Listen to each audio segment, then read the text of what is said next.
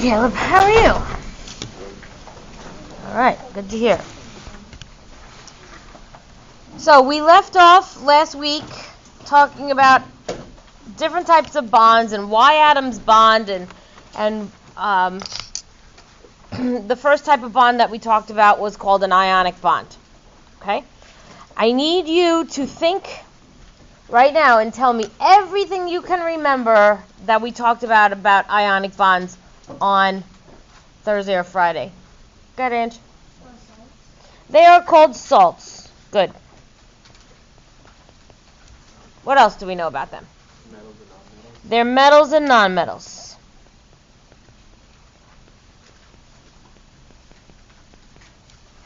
Go ahead. Real loud. High melting, high boiling point. All right. MP stands for melting point. BP stands for boiling point. Hold on. Let me just lock this in. Go ahead. They don't conduct electricity. And that's liquid. Hey, good. So this is a big one. They never conduct electricity in solid form. Okay? They will conduct as liquid or AQ. What does AQ mean?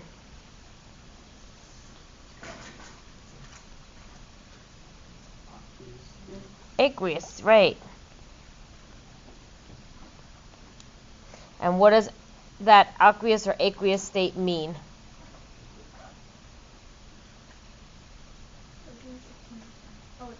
Yeah, yep, it conducts in that state. We have solid, we have liquid, we have gas, and we have something called aqueous. Let's take a little side trip. We're going to be learning a lot of stuff today, so we'll make solid. We'll make liquid. Ooh, that one turned pink. And we'll make gas. Okay. Solid. All of the atoms are stacked nice and neatly on top of one another. So in a solid, Jacob, can you get that for me? Okay. In a solid, the atoms, this is called a particle diagram. Hello, Allison. Good morning, my friend. Okay. So as a solid, you have the atoms. These are particles. Each one of these is a particle. Okay, they are stacked nice and neatly on top of one another. Draw this. Solids have a regular geometric pattern. All of the atoms are nice and stacked nice and neatly. They are crystals. Not all solids are crystals, but a lot of them will be crystals. They will have a definite shape, and they will have a definite volume.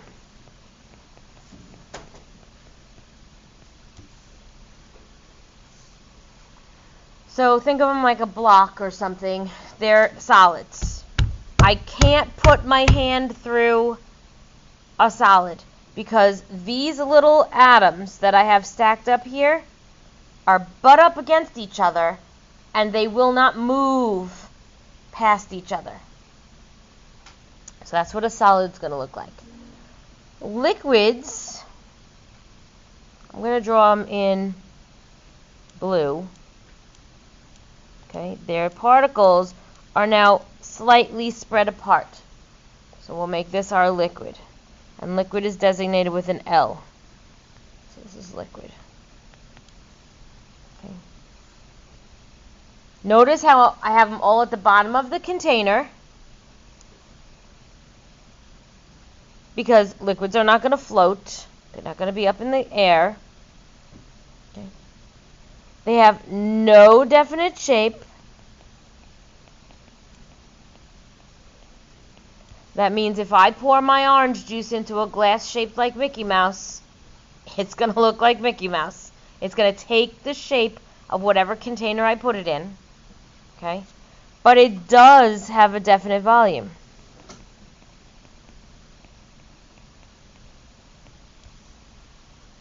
So no definite shape.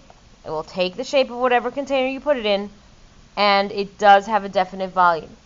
If I put 30 milliliters of orange juice into a glass, then it's 30 milliliters of orange juice. Okay? All right, I'll do gases in green, I guess.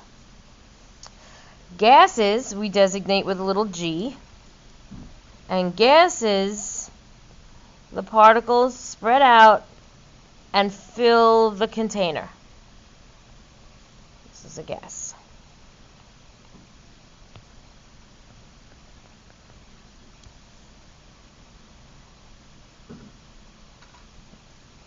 So a gas is going to have no definite shape,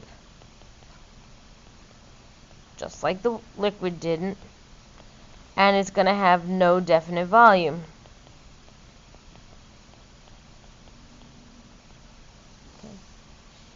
Now, what do I mean by no definite shape? So if you buy helium, helium's a gas, and you buy a Mickey Mouse balloon, and you put the helium in the Mickey Mouse balloon, then that helium's going to be the shape of the Mickey Mouse balloon.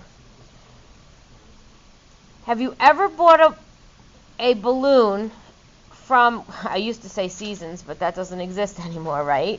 Or you go to the Dollar Tree and you buy a helium-filled Mylar balloon, and then you're so happy because you have your balloon, right? James walks out, he's like, yeah, I got my balloon, it looks like a star. And then he walks outside and it's February, and the balloon goes, whoosh, and it looks like there wasn't enough helium in that balloon. What happened to it? Well, these gas particles slowed down. So the gas in this, let's pretend this is my balloon. I know it's not star-shaped. But these little gas particles are bouncing around in here, and they're hitting the walls of the container. That's called pressure. Okay? And as I bring that balloon outside into the cold in February, these little particles stop pushing or stop moving as quickly, so they're not pushing on the inside walls of that star-shaped balloon, and therefore the pressure inside the container goes down. And it looks like there's less gas inside that balloon because the particles are not hitting the inside walls of that container with as much frequency. Okay? We can change the volume of a gas by either heating it up or cooling it off. Okay, so it doesn't have a definite volume. It looks like the balloon is going to shrink when I cool it off. If I heated the balloon up, what would happen to it? It would expand. We can change the volume of gases by either heating them up or cooling them off. You also, if you're into cars or anything like that that has tires, you know that when you test the tire pressure on a tire that's been running for a while, it's going to be higher than if you have a tire that's been outside in January or February, right, when it's cold. So tire pressure is the same thing, same basic idea. If I heat the tire up with friction as it's rolling down the road, the tire pressure inside is going to be much higher, and as it cools off, it's going to, the pressure is going to decrease. Okay, these are called pure substances. They are pure substances because the only thing I drew in this box were red dots or red circles. This is blue circles. This is green circles. They are pure substances. I'm going down a road I didn't think I was going down today, but here we go. Okay.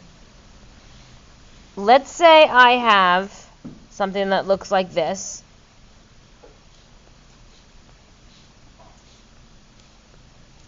Is that a solid, a liquid, or a gas? It's a gas, okay. Is it a pure substance? Yes, it is. Solid, liquid, or a gas? It's a gas. Is it a pure substance? No, It's a mixture of two different gases, the red particles and the green particles. Okay, see that? All right. Let's take another one.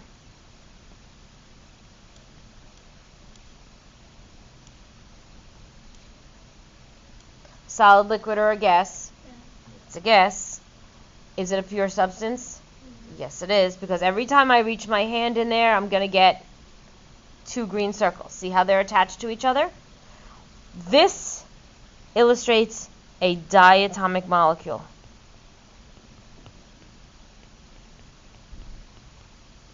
Di, because there's two atoms. Okay. If I had three, let's just pretend, I'm going to erase that in a second. That would be a triatomic. All right. What are our 7 diatomic molecules or elements? Nitrogen, not carbon, oxygen, fluorine, hydrogen, chlorine, bromine, iodine. That's 7? I hope so. Okay, so those are our 7 diatomics. So if I were to draw a particle diagram of any one of these, it would look like that. These are all gases. Well, I'm sorry, they're not all gases. This one's a liquid. This one would be a solid. Okay. Now let's talk about the aqueous. That's where I was going with this. Okay. Aqueous means mixed with water. That's what it means. By definition, highlight, star, make big smiley faces next to this. That's too big. Okay? If you see this little AQ, that means mixture. I don't know what happened to that X, but that's mixture. Okay? So let's draw a mixture of water. What's the formula for water? H2O. Okay. So let's look at H2O for a second. Let's see what a particle diagram for H2O would look like. I'd have 2 H's and 1 O. This number right here. Ooh, there's going to be a lot of stuff I'm giving you today. That number right there is called a subscript. It is telling you how many of whatever is written directly in front of it. So I have 2 H's. H, H. And there is a number that is here that is also a subscript, but if it's a 1, we don't generally write it. Okay?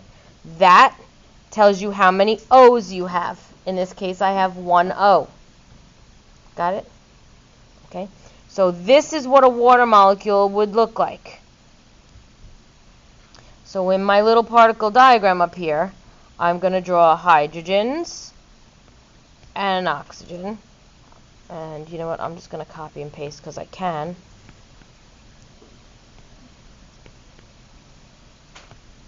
Okay.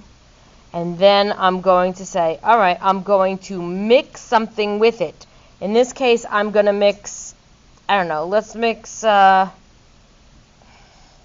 trying to think of something you would know.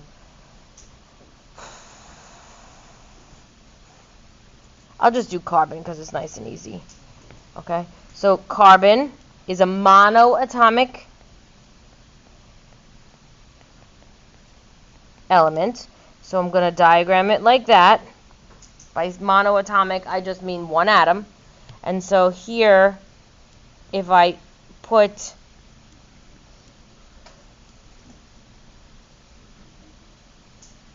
it's not really the best drawing. Probably should have put these down here a little bit further. Okay. Look at that. Okay. I just moved them down a little bit because This I wanted to represent it's in liquid form, right? But this is a mixture of water and carbon. So if I wrote carbon like this with a little AQ after it, that would mean carbon mixed with water. Computing? No, it's not computing? No. Oh, okay. Just making sure. I know it's Monday morning, so we have to make sure that all our brains are turned on. Ryan, you good? Okay. So that's solid, that's liquid, and that's aqueous. If we take and we write any compound, sodium chloride, get to know this one. I'm going to pull this one out a lot. Okay, this is sodium, Na, and Cl. And I put an AQ after it. What does that mean? A mixture of water and salt. This is table salt.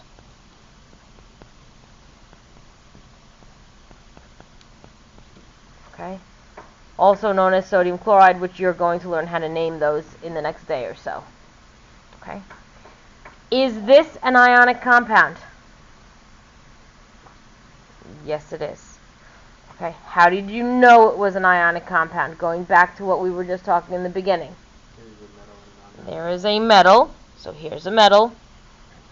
Okay. And there's a non-metal.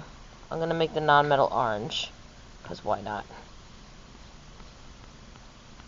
Is there another way you can tell?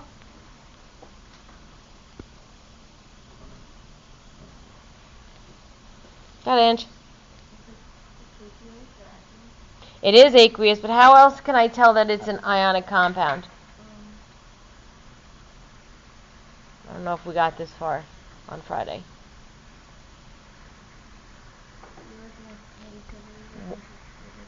Yeah, there you go, girlfriend. All right. The electronegativity difference is greater than 1.7.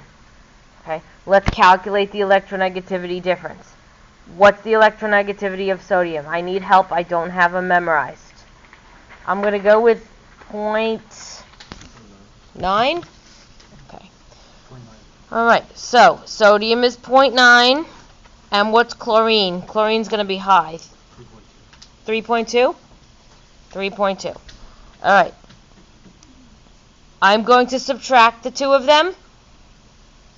You're going to get 2.3 for its END, electronegativity difference. That is higher than 1.7, so it confirms that this is an ionic compound. I gave you two ways to figure out if it's an ionic compound. One, look, is it a metal and a nonmetal? Yes, it's ionic compound. If you want to figure out how ionic it is, you can look at the electronegativity difference. Did I start drawing that line for you? Whoop, look at this beautiful line. Okay? 0, 4.0, 1.7. Anytime you have an electronegativity difference of greater than 1.7, it is ionic. The bigger the electronegativity difference, the more ionic it's going to be. Just like we talked about metallic character and non-metallic character, they like to use the word character.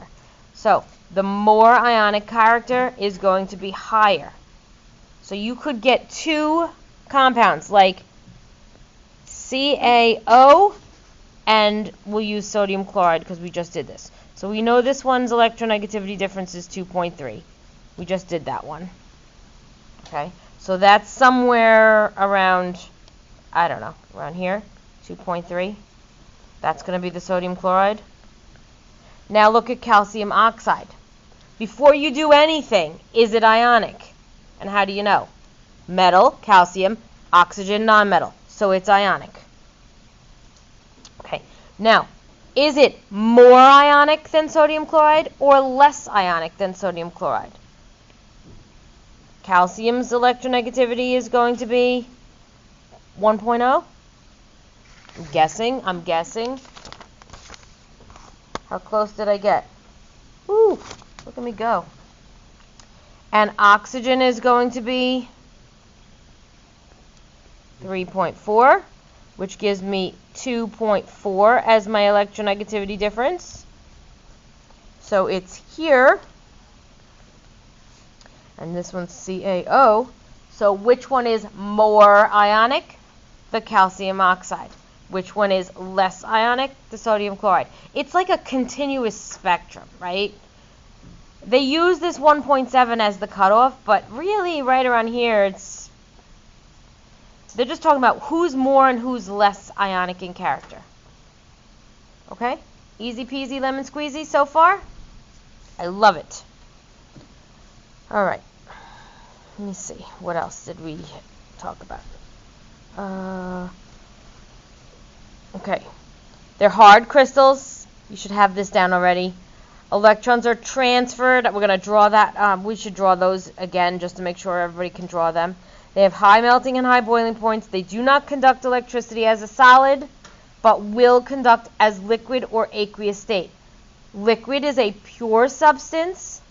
Aqueous means that it's mixed with water and it's allowing the ions to move around. Okay, so what is actually happening, let's see, I'll go back to a piece of paper.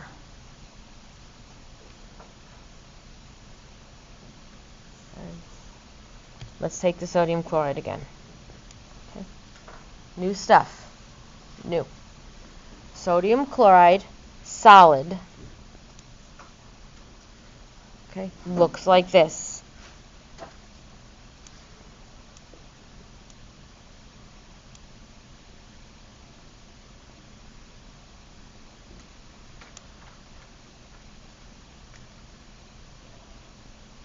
It's a solid. It's a regular geometric pattern. You've got the sodiums, which are positives. And you've got the chlorines, which are going to be your negatives. Okay. You also have some water, and you're going to mix those two suckers together. So when I take the sodium chloride and I mix it with water, something very weird happens. Okay? I got to draw it. Don't write anything down. Just look for a second, because we're getting into some good chemistry now. Okay? Water molecules, you're not going to understand why yet, but it's coming. It's coming down the pike. Water molecules look like this. Okay? One side of the water molecule is positive, and the other side is negative. They are like little magnets. That's what they are. Okay? We have a special name for that in chemistry that's called polar. So these water molecules are like little polar magnets. They have a positive pole and a negative pole. Why they have that, you'll have to know. But right now, just take it from my word that they are little magnets. Okay? The sodium chloride has a positive sodium ion and a negative chlorine ion.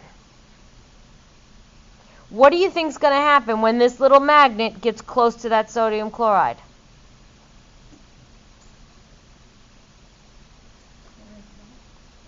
Okay, so the negative side of this water molecule is going to get close enough to this sodium chloride, and the sodium, which is the positive, is going to go whoop, and the chlorine, which is negative, is going to go. That's not what I want to do. There we go. Going to go up there. That's dissolving in water.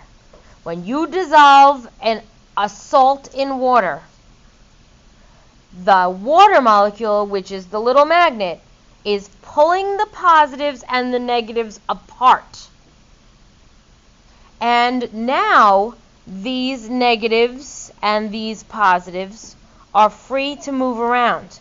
And when they move around, they can conduct electricity. I think we started talking about that on Friday, right? So Electricity is the movement of either ions or electrons. In this case, it's going to be ions. When you have plain old water, just water with nothing else there, that water is not going to conduct electricity. But as soon as you introduce some sort of salt to it, it's now going to conduct electricity because these ions are going to start moving. I don't even know why that thing's not moving there. Okay? Do you understand? Okay, I gave you a lot here. I'm not so sure you understand. Okay, I'm going to move this out of my way. And I'm going to write sodium chloride, solid, plus water,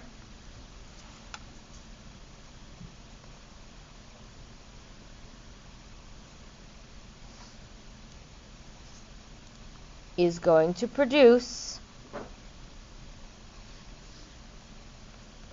sodium positive ions in the aqueous solution, AQ, and chlorine ions in the aqueous solution. Okay. A lot of times we're going to see this not with the water.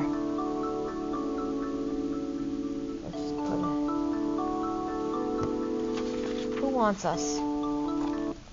Hello. Good morning. No problem. How are you? I'm doing great. It's Monday morning. Who are we looking for? James. Yep. Yes, he'll be on his way. Okay. Bye. Chromebook office. Did you know that? Did you know that? That I have to go down? No. I guess kind of. I asked you to come down last week. Yeah, he called me on Friday and asked, but you were down tooting your horn or something. No, what are you playing your drums? Yeah, Yeah. Okay. All right, go ahead and down.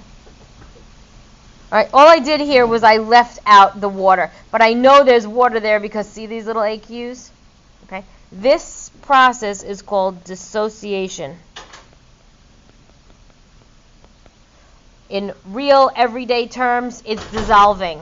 We're dissolving the salt in water. Okay? All right. That's a lot. How do you feel? Okay, so far so good? Okay. All right, let's get back to ionic compounds.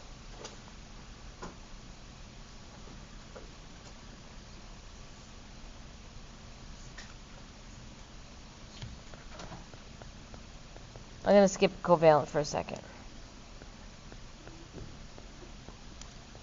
So much we're going to learn this week. All right. Ionic compounds.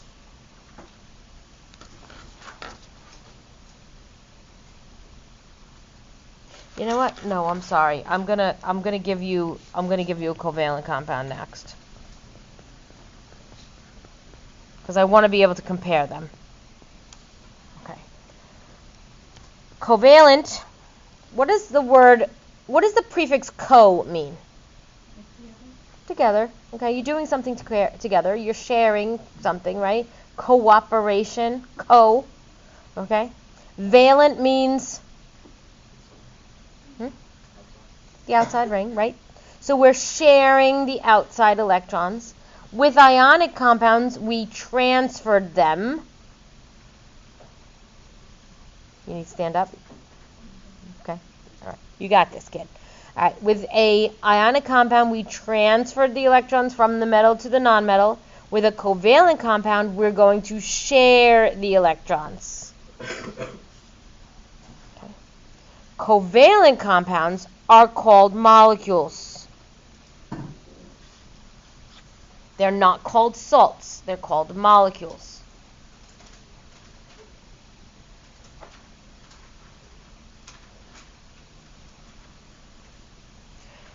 They are soft and smushy. That is not, you're not going to find that in a textbook. That's me. I wrote that. Soft and smushy, like chocolate. Okay. Not hard crystals like salts. Soft and smushy like a lollipop that you left in the car for too long. You know what I'm talking about, right? When the lollipop gets heated up and the sugar gets all melty. Oh, come on. You ever leave a crayon in your car? No. Yeah, what happens to it? It melts. Okay? Crayons are made of paraffin. Most of it is paraffin. Paraffin is a wax, and it will melt at very low temperatures, and it will boil at low temperatures. It's covalent. Okay. When you have a covalent compound, electrons are not transferred, they are shared. Covalent. We are sharing the valence electrons.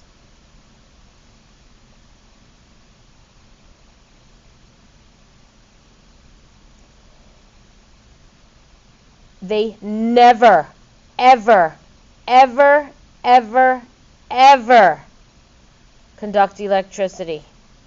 You can stick a crayon in an electric socket. It will not electrocute you. I do not suggest you do that. Not a good practice, but covalent substances don't conduct electricity. And finally, our electronegativity difference is going to be less than 1.7. Okay? Water is covalent. It is a molecule. We can say a molecule of water. Let me show you why. You ready?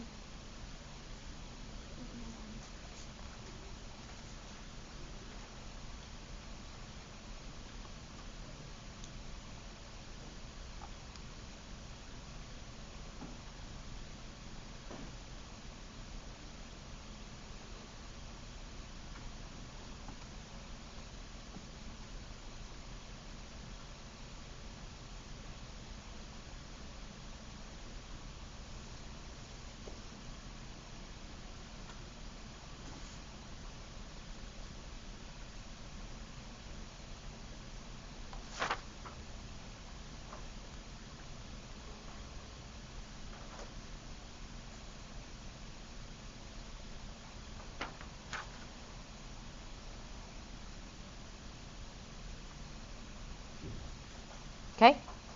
All right, here we go. Hydrogen. How many valence electrons? 1. Oxygen. How many valence electrons? 6. Don't forget how to draw your Lewis dot diagrams. 12 o'clock, 3 o'clock, 6 o'clock, 9 o'clock, 12 o'clock, 3 o'clock. That's 6. Okay? We're going to make a water molecule. When you're making a water molecule, it is made of 2 hydrogens and 1 oxygen. Ashlyn, wake up. Okay. This oxygen right here, okay, needs how many more electrons? 2. This hydrogen over here needs how many more electrons? Because hydrogen only needs 2. Okay? That's why we're going over it. And this hydrogen also needs 2. Okay? If I look at the electronegativities of hydrogen and oxygen, let me stop the tape. When we come back, we're going to look up the electronegativities of those, and then we'll finish this up for today.